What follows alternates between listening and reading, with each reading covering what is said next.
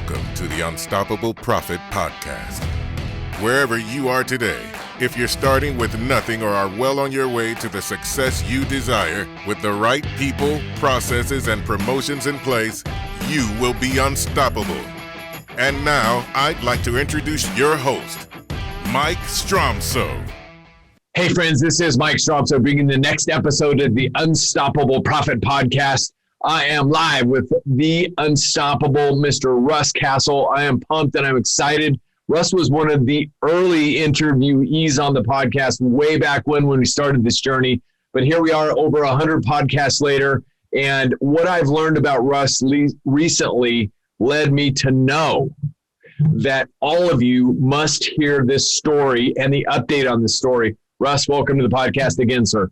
Thank you very much, Mike. Honored to be here. Yeah, no. Grateful to have you here. So niches to riches is ultimately what it's all about. And we're going to pull out of you what you've learned in your journey of over a couple decades and how people can really execute those three words, niches to riches. But before we go there, Russ, just for everybody who may not know the detail or he hasn't heard of you, and believe it or not, Russ, it may come as shock to you, there's people out there who don't know who you are. And that shocks me too. Give us a little detail of who are you, where you're from, etc. Well, part of my story is I always want to not be known. So it's part of that's good. Third generation agent. Grandfather started in the 40s. Dad started in the 60s. I started in the late 80s. So it's been over 30 years in the industry. It's Insurance by Castle, the sign behind me. We're in Redwood City, California, the heart of Silicon Valley. And small office. Excuse me, I only have 3 employees, even though, our revenues and our numbers are good. About 19 years ago, I went from being a generalist like most agents. I'd always dabbled in niches, but really started getting into our biggest niche now being habitational. And we've come full circle to all we do now from a marketing standpoint is market to those niches. Excuse me, just to the habitational niche. Sub-niching, so we have other, it focuses within habitational, but all we market to is landlords all over California, not just in our backyard. And then we round from that our personal lines. So we do about 20-25% of the accounts we write commercially. We also write the personal. So that's in a nutshell where we are. Yeah, congratulations. And let's go back even before habitational, because I know that you were dabbling in a niche before habitational, which really didn't develop possibly the way you wanted to develop. What was that? Yeah, the industry I came into before I joined my father's firm was fire sprinkler and fire extinguisher contractors. So that made total sense for me to start going after because they are in California, they're an E&S market, but also nobody really was targeting them. A lot of them were written under like plumbers because they're fire sprinkler contractors. And we did a decent job. We actually got up to 60% of the market, which was huge, but it was a 10% commission, very service happy with certificates, et cetera. So it wasn't as profitable as I wanted. So I started looking for other avenues that I could do to be able to be as profitable as possible. So you learned by starting a niche, and you learned a lot about niche marketing in that niche, and you learned what not to do. Correct. Which kind of led you to what you do now. And not only do you do now, you, in my observation and in collaborating with agents all over North America and sometimes beyond, do better than anybody else. So what gave you the idea of going into pursuing habitational? I basically looked at, we affectionately referred to it as our acre of diamonds. I had a number of clients that were landlords. One in particular, he was the CFO for our largest client at the time, which was a large law firm we still have on the books. But he started buying apartment buildings, and we were his one-stop shop for everything, and started looking at that and saying, hey, maybe we can do more of it. I have a passion for it. Now I am a landlord as well. So it was something I had an affinity for, and there was a market that was easy to get to and found the right carriers to write with. So the rest is history, as they say. Fantastic. So you identified that opportunity within your own existing book of business. Yes. Aha. I tell people all the time when they're talking about niches, and I'm always willing to share. I won't give anybody in California my deep dark secrets, but in habitational. But it's very easily transferable doing niches from one business to the next. And so because of it, just looked and said, hey, what do I have an affinity for? What do I like? My dad liked doing law firms, for example. That's how we got this biggest client. I don't particularly want to write a lot of law firms. So I was looking at other areas, and that's how we came across the habitational. Yeah. And you know Mr. Jesse Parenti as well, who is back on podcast about 105, 106, which we strongly recommend go listen to that as well, who's niche driven. He too, started one niche, understands how to build a niche play and moved it over to another niche and is dominating that nationally. So he's got a platform that you don't like. You have your business model, which works well for you. So that's really the mentality. Go ahead, Russ. No, I was just going to say, Jesse and I collaborate a lot in, just because I do habitational and he does restaurants or pizzerias and now cannabis, there are a number of principles that are very universal from one niche to the other.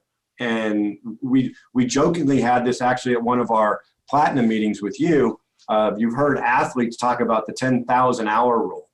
And I think that's in anything that you become successful in, you got to put in the time. And it does, I had success in my niche. I wouldn't say day one, but fairly early, and have continued to build on that. But that 10,000 rule is kind of the tipping point of when you really start to see all that work, the blood, sweat, tears for all that time really paying off. So that's a good thing to know going into it. Yeah, it's great to have success early, but staying the course, Yeah. The only time that success comes before it works in the dictionary, right? Well, that, and it's a philosophy, and you can clean this up for me. It's the consistency, doing what you promised you would do at that point and keeping doing it long after that moment or that feeling left. One of my, I'll say personal gifts without trying to be egotistical is I like to have a system and I like to continually follow through on it. Kind of drives my wife nuts sometimes because I am so predictable, but it's, have that plan, keep following up on it and keep going. Clients, prospects of mine will call all the time and say, I do a ton of direct mail in my niche. And they'll say, I've been getting your fill in the blank, junk mail, postcard, trifold, whatever it might be for years. I don't care. They called me. That's all I'm trying to get it to do. But it's being consistent, not do one mailing, for example, and then stop because you didn't get a good enough response. It's having that momentum over all that time. When you do direct mail, you don't necessarily always hit the right time for that prospect, and so that having it come repeated over and over, that's always key.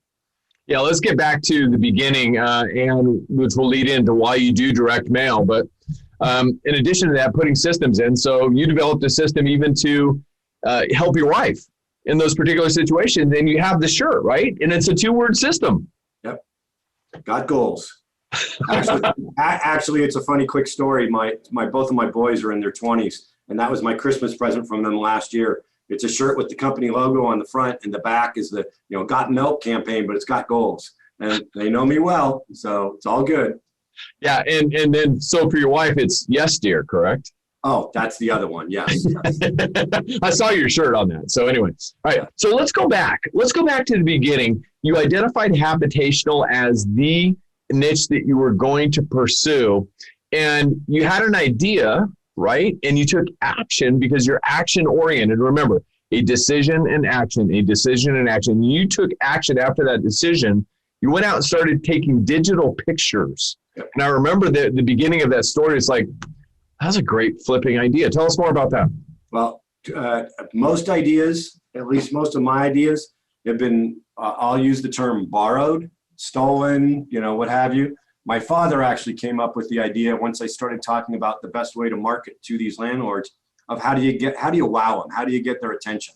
And digital cameras were out, a lot different now. This was 19 years ago. And so what I did was I took Thomas guides in my city. I had a list. I bought a list. That's a whole different topic.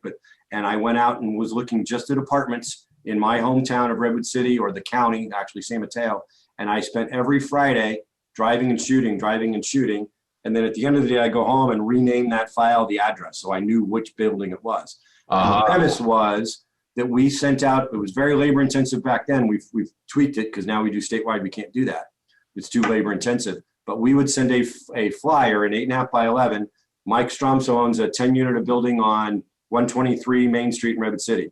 That picture of that building would be there, and then we would do a whole workup on what we thought the estimate of the proposal was, so that it got your attention because it's your building, and here's what we would be covering in price. And it got the phone to ring off the hook. Within 3 months, I went from my county to statewide, just because of that one little thing that we later tweaked, and we don't do those pictures anymore. So just, it's test is probably the root of it all. Absolutely. And I wasn't aware that that was Jack Castle's idea. I may or may not give him the credit when I see him next, but anyway, that's another story. So that one idea with massive action has launched this incredible dominating niche. And to back to something you said a couple of minutes ago, I would also suggest that you don't want to give your secrets out to anybody in the state as an example, but here's the other thing, Russ, and take this. I know you're a very humble guy. You're not full of ego and all that kind of stuff. Kudos to you. But nobody knows what you know about the habitational industry with relation to insurance. And we'll get to that in a few minutes. So, they can't play with you because of all you become in that realm. Great job, man. So what was your thought process in just going statewide?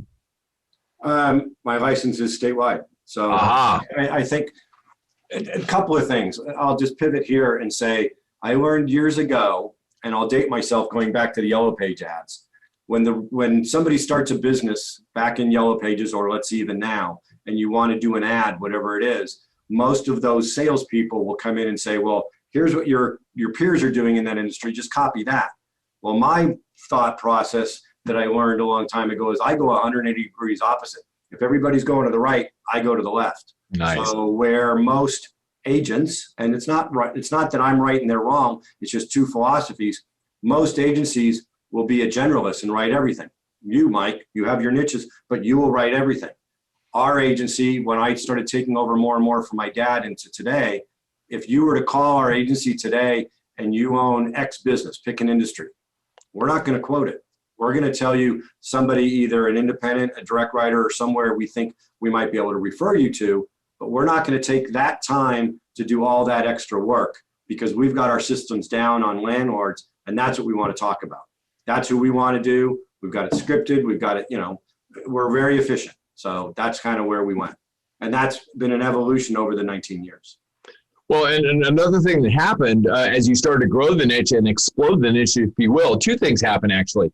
One, the carriers started to take notice that, oh my gosh, how are you writing all of this business so fast? Let's get back to that in just a minute. But what allowed you to write that business so fast and so efficiently, you built your own, rating sheet, right? I remember that. Yep. Yeah. Back then it was before, now it's all done on the website, but right. It was, 8-10 different factors, and it's just a mathematical formula. So while I was talking to the client on the phone or the prospect on the phone, I could get those answers and give them in real time. Now it's become more and more people want their responses back, if not instantly, within a couple of days. This goes back 19 years when you usually would talk to a prospect and come back maybe a month later. So to do that, it was cutting edge. And a good tip I was told years ago that I totally believe in is when the prospect is talking to you, that's when it's of interest to them. So the sooner you can close the deal, or at least get them for buy-in, the better, rather than saying, oh, thank you for spending, however long it is on the phone or face-to-face or whatever. Now let me go do my work and I'll come back later. If you can get them interested and get them hooked early, you just close that much more. So you identified the niche, you decided to go statewide, you became cutting edge because you developed your own rating system to close the majority of them on the phone if they were a good fit. The carriers took hold of this and said, oh my gosh, what are you doing? What kind of leverage did that give you in dealing with your top carrier as an example? Oh, huge. Our little agency, so I said earlier, there's only 3 employees. My habitational niche is one person that does the service, I do the sales, and we're 10% of the largest carrier statewide. So I say that, not to be gloating, but it's just efficiencies. Yeah. And so that allowed you to start some new specific sub niches within the habitational niche, which you were in the forefront of developing. How did that work out? And let's combine that with your knowledge and expertise in lists. Yeah. And you told me recently that you just purchased another brand new list, and you invest. By the way, it's a mindset. You invest a lot of money in lists. Tell us all about that. Well, the first thing is in doing the lists, to me, any niche, Jesse will talk about other people that are niche players, probably 80% or more of the success is in the list and having the right information. Example, everybody knows that's listening on the call, pretty much the guidelines of habitational is the property information. Well, the list I buy isn't just a generic list of an owner. I buy it from a real estate vendor list vendor. And years ago, my sub niche was owners that own multiple locations. And that developed from me knowing the manual, probably knowing it better than most of the underwriters, just because that's all I do. The underwriters do all commercial, not just commercial residential. And so I came up with my own sub niche, trademarked it, et cetera, so that it's out there. The people call and say it's public information, and enough people know it now. It's a 5-door or more list. If you own 5 locations or more, I've got a unique program. But by getting that list, that very first list I bought had 2,500 prospects in it. The next time it went to almost 10 grand. The third time it went to 60,000. That list cost me $70,000. Now I say that again, I'm not trying to brag, but I had invested enough in the niche and had enough of a market share that I could do that, and no one else is doing it. It does things coverage-wise, simplicity of one policy, et cetera, that no one else does. And you got to realize you've got an owner that has a portfolio of, let's say, 10 houses. Everyone else, they're getting 10 separate policies, and depending on the frequency, they're getting mail all the time. They don't know what's going on. So while I'm cutting edge on the niche, I'm cutting edge on helping them eliminate their frustrations. You know, coverage, premium are all important, but I would say honestly that most of those people in that sub niche are as happy with getting one policy, one bill, better coverages than they are getting the best rate. So it's not always price. In my niche, price is very heavy, but there's other things that you can look at in niches that will help solve that prospect or that niche owner's what's keeping them up at 3 a.m. You know, price is always important, but if you could do other things to be able to help them, you're going to go a lot farther down the road. Yeah, and one of the things that I'm sure you didn't even know this 19 years ago when you started to develop this niche, I mean, these people that are, quote, landlords, they're already pretty successful. Would you agree? Agreed. I mean, buying all these investment properties to gain passive rental income, they've already been successful somewhere else. So here's a funny note, and this came up probably 2 years ago. So I've been doing it for 19, so 17 years into the niche. Most landlords don't own one building, they own multiple. While 17 years, Mike would call me for that 123 Main Street, I would quote 123 Main Street. Now, part of that scripting, and again, I have a mantra that I always play to myself over and over, less is more. And, you know, putting the blinders on the horse racer and just focusing on what we do, all we do, polish that jewel, all of that. And so what I do now is, once they're done telling me about 123 Main Street, I'll say, Mike, and do you own any other residential rentals? And depending on their response, sometimes they'll come back, well, this is the only one I want to talk about. I will preface it and say, that's fine, but just know I can get you a better rate if we combine them all. I had one yesterday. They had 17 locations. I think we were on the phone for 20 minutes. You want to give them all to me right then. That one sentence, that one little tweak has helped increase the revenue. Probably, you know, I won't say the best, but one of the best. And it took me 17 years before I realized, you know, I had the aha of, well, here's something. And that's another good tip with niches. And especially if it's the same one or a couple of people in the office doing it over and over, is scripting. You know, I go through the same process. My worksheet gets me to ask the same questions so that I can perfect it, and I can do little tweaks to see, is it going to bring a better response? So I could talk about this for hours. I could listen about it for hours. So thank you for sharing. Absolutely incredible stuff. So anybody who is out there in the process, if you will, for lack of a better term, of quoting a rental dwelling, and you sit on your laurels and just go ahead and quote the one rental dwelling what Russ just said, repeat that phrase again, Russ, that turned it from one location to 17. Do you own any other rent? I ask rentals because sometimes they'll say commercial buildings, and that's fine. I can write them too. Right. But when I come back and explain my program, it's residential rentals. So again, it's the tweaking of that. And we're always testing. 19 years, I'm not doing the same thing I did 19 years ago. 10 years from now, I won't be doing the same thing again. Continuing to tweak and continue to sub-niche. There's been sub-niches I've tried within habitational, which have fallen flat. The big boys, Bezos talks about the millions he's tested. Well, I don't have millions to test, but I can continue to try and improve that so I can become more and more of an expert. So, and you don't want to. I mean, you've made the business decision that you don't want to create an empire like Amazon, although you probably could if you wanted to. And we've talked about that in our coaching session. So absolutely incredible stuff. And in addition to that, you're talking just into the conversation that's going on in the minds of the marketplace, which is, doors, rentals. You're talking just like they do. And you learn to do that, developing the niche. Yeah, go ahead. No, I just said you learn their language. You start to become them. That's why you need to have an affinity for whatever niche you're looking at. Everything I'm talking is regarding landlords, but any niche. If it was Jesse and cannabis, you start talking their language and you understand. Being one of them is helpful. Me being a landlord is helpful. Right. So I know the frustrations. Right.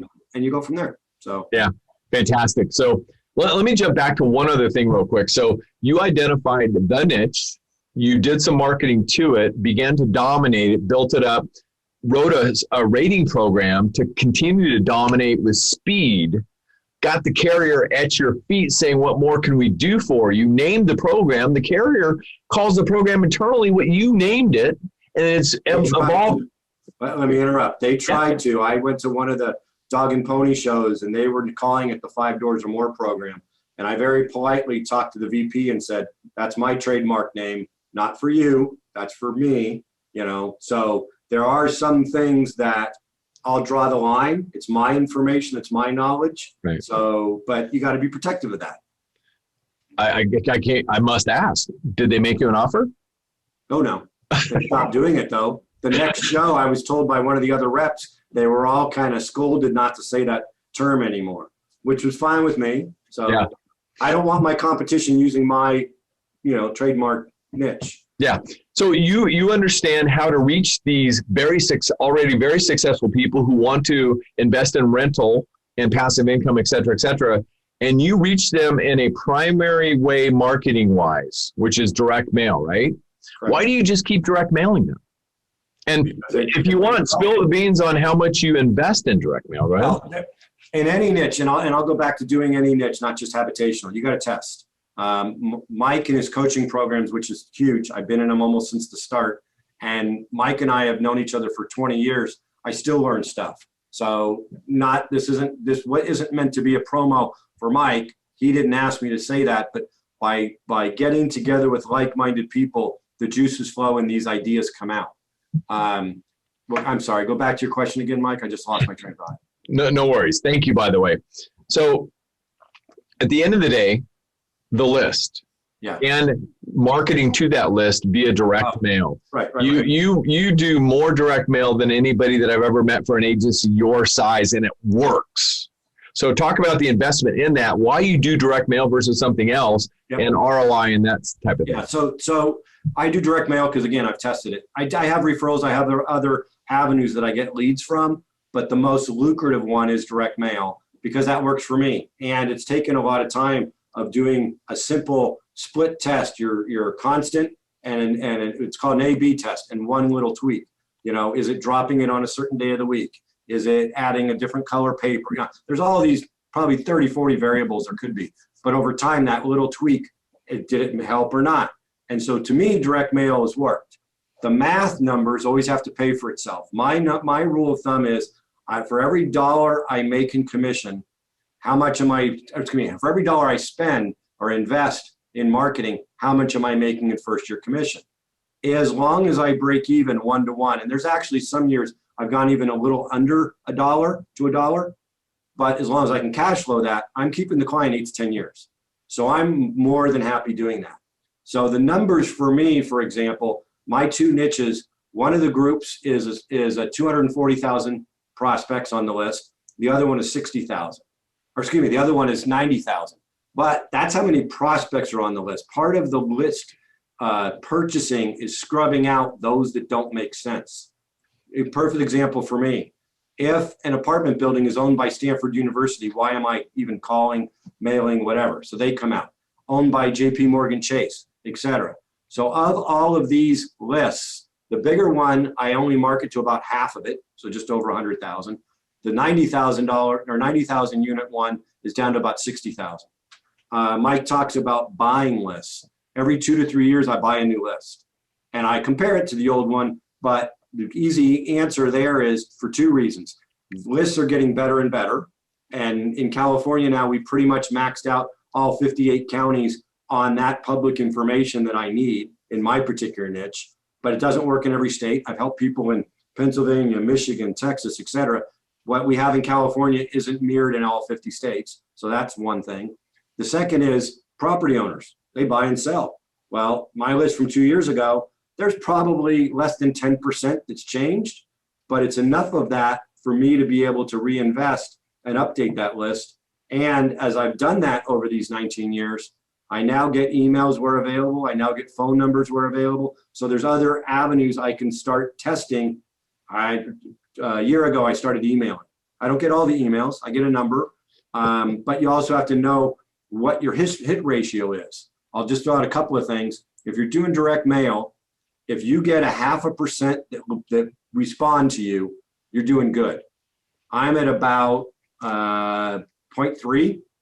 But again, as long as it's $1 to $1, I don't care. You know, in the early days, I was getting as much as 3-to-1 ROI. So it was phenomenal. But as long as I'm making $1 for $1. So that's the first thing in direct mail. In the emails, it's as much as 20% don't work. But as long as, again, that cost is there, it's a numbers game. And that's really what we've become, is a numbers game. So, well, you know, if I may give you a coaching tip. Please. So you said 20% of the emails don't work. Do you know why? Yeah. Most people have 3 to 5 different emails. Well, not only that, but they change them too. Exactly.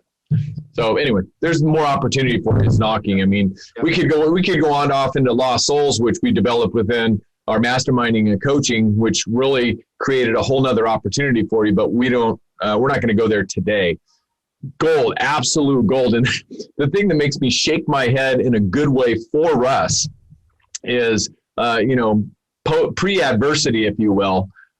Russ would market, right, grow like mad with no debt, by the way. Because think about it, if you buy an agency, you've got debt for 5 years. Yeah, he might be a little bit behind first year, but he has no debt. Organic new business that's niche driven. My friends, gold in those hills. So with that being said, I'd be talking to Russ. I said, well, I'm going to go on vacation. We're traveling for the whole month, blah, blah, blah. So I got to stop marketing like 3 weeks before so I can go on vacation. Well, what a problem to have. I've got to stop marketing so I can go on vacation. So props to you. So let's talk about your business model as we begin to move into your accolades. So you have a business model that you decided you wanted to be your business model. And you've got just 3 team members, what shall we say, but revenue per employee, where are you compared to most of the people? National average, I've got it here. So I was very fortunate to be featured on Rough Notes about a year ago. And the main reason for that, out of the, I don't know if it's 30, 40, 50,000 agents nationwide that they look at, was because my revenue per employee is triple the national average. Now, again, I don't say that to boast. It's because of the efficiency of what we built in this niche. And the ironic thing is the niche is really 2 of us. Me doing sales when I'm in town. If I'm not, my CSR will. But I try not to overwhelm her because she's the one that services the entire niche. You know, we have, I think it's over 3,000 clients and one person services it because we don't get calls from owners hardly ever. The most she does, she probably spends 2 hours a day doing evidences for banks. And she knows the banks that are, anyhow, I could go on, but it's just getting it to that point. I was told years ago by a mutual friend of Mike's and mine, Sean, do you want to be a CEO and have a sales team? Or do you want to be, his terms were sole proprietor. I don't look at it that because I do have a team. But my personal gift and what I enjoy doing is informing and educating prospects and selling the deal. Once I sell it, I don't need to talk to them anymore. That's what my CSR does, and she does a great job at it. So, but that's my choice to do as my business, and I get to be able to, if I want to Mike's point, if I want to stop marketing so I can take 3 weeks and go with my wife somewhere, that's my choice. It's not, no one else is telling us what to do. We're our own entrepreneurs, and we can do it that way. Mike has coached me that maybe I should get a producer. I've had a producer in the past, but I choose not to because I enjoy only having 3 people to deal with. I don't want 10, 20 employees to deal with. So it's up to each of us and how we want to do things.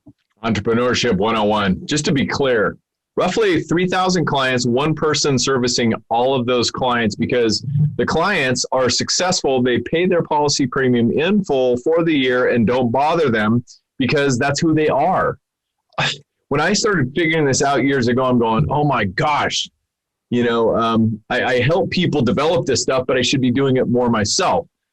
Opportunity keeps on knocking. So, and let me add one thing. This wasn't done by design. Right. Yes, I looked at my Acre of Diamonds and I love doing landlords and I started there. But a lot of this is, for lack of a better thing, I'll say I fell into it. But I also, thanks to Mike's coaching and my mastermind group, have really helped me refine it and fine tune or polish that jewel enough to be able to just focus on that. I'm not bouncing all over. I refer to it, being an entrepreneur, as shiny object syndrome. I'm not hearing this latest idea and that one and bouncing. I've got to keep telling myself, Warren Buffett's thing. He says no 199 times. It says well, yes once, maybe. So it's that kind of a process of finding out what's right and then going from there and working on that. So. Yeah. Our team bought me this little guy who resides on my desk, and this guy's name is SOS, Shiny Object Syndrome, the squirrel, right? So we'll be in a session, and somebody will hold this up, AKA you're off track, back on point. So anyway, so we all have the disease is what we do with it. The dedicated, maniacal focus that is the key. So kudos to you for having that. So you've had accolades. You were on the cover of Rough Notes, industry renowned nationally niche player who has built this little empire. And we could go on and on. So you also decided, because of your niche focus, to up your leverage and your credibility positioning in the niche. You wrote a book. Well, thanks to you. There's another story if anybody wants to talk about it later. I won't go into it all now, but it's funny because when Mike kind of dared me or convinced me of the separation from your competition. My biggest competition in California is farmers. Not any one farmer's agent, but farmers insures more landlords than anybody else. None of them have ever written a book. When I wrote the book and it went on Amazon, there's no other insurance broker nationally that's written a book on being a landlord. And it's not insurance. It's not all insurance. I think it's 32 chapters, and I think 4 or 5 are on insurance. It's just my knowledge of being in that niche, doing homework, and helping. I did it for 2 reasons, primarily to extend the retention of the existing clients, and 2, to help in basically the reciprocity. If I have a prospect that's of a certain size, they get the book, regardless of whether they come with me or not. Trying to separate myself from the competition, showing that I know about the niche, I care about them, and I wrote the book in such a way where if you don't know what a 1031 exchange is, for example, okay, fine, read the chapter. If you want to read it from cover to cover, you can do that and become from a novice to a seasoned person, but it was done that way to try and have that end game in sight. And that was, again, thanks to Mike and the mastermind team of when I decided, okay, I'll commit to doing it, what was the end result? And the irony is I only thought it was going to be 10 pages. It's almost 300 pages. And I did it in hardbound and softbound, but hardbound so that when the prospect gets it, they are an investor. They've got a substantial portfolio. So it's all good. Hold it up again, Russ. I'm going to give you one more coaching tip, if I may. So I've learned this in my own personal development and training. Hold it up. Keep holding it up. So in my own personal development and training about engaging people both online and offline, to an extent, it's a prop. So when you're talking about the book, you want to keep holding it up. And I know it feels weird because you're humble, you're not egotistical, and you feel kind of weird continuing to hold up your book. But what you're doing, if you're talking about the book in the future online, not in front of your face, like right here, not right there, just like that. As you're telling the story about the book, make sure that you have it right there, because you are further engaging people from a credibility and positioning standpoint by them continuing to look at it. So you will lock them in even tighter. Great job, friend. So way to go. Way to go. So congratulations. And my friends, if you haven't picked up pages of notes like I have, go back and watch and or listen to this again, because Russ Castle just gave you the menu. And Russ, one other question for you, and then I got one last question for you. Anybody that might be watching or listening to this thinking, oh my gosh, Russ has built this dominating niche over 19 years. I can't possibly do something like that. What do you have to say to them? It's the old adage, if I can do it, anybody can do it. What I have built is a BOP. So from an insurance standpoint, it's an off-the-shelf product. I have a trademarked sub-niche, but in all fairness, anybody can do that. I didn't go out and get my own proprietary plan. It's all through a preferred, admitted carrier, and any agent could do what I'm doing. It's just taken that focus and drive of repetitive over and over to be able to do it. So it's amazing, because I look at landlords. Every agent probably has a landlord or more in their book of business. When I've done this, there's only 2 other agents statewide that I've come across. So I'm in Silicon Valley. The other 2 agents are in Southern California. No one's doing statewide like I am, or if they are, none of them are doing it to the degree that I am. And that's fine with me. I don't want them to. You know, Mike's comment earlier was about most people haven't heard of me. I mean, I was honored to be on the cover. I don't want people to really know much more about what I'm doing, because I'm enjoying what I'm doing. And I love it when people have an issue with trying to write what I'm writing when everybody does it. So it's all good. It's all easy to do. So, and I'm an open book. I am more than willing to help other people. Like I say, I won't give you the deep, dark secrets in California of the hab niche. Any other state, not a problem. Any other niche, a lot of the principles are the same. One of our friends, Chris, I was talking to him last week. He's looking at doing another niche, and he's in California all day long. Other people have helped me get where I am. I have no problem helping others, because I'm a big believer in paying it forward. You know, the one person that helped me the most really did that. So I'm here to help others. Yeah, and you're such a giver. And that's why you have the success that you've had, because you give first.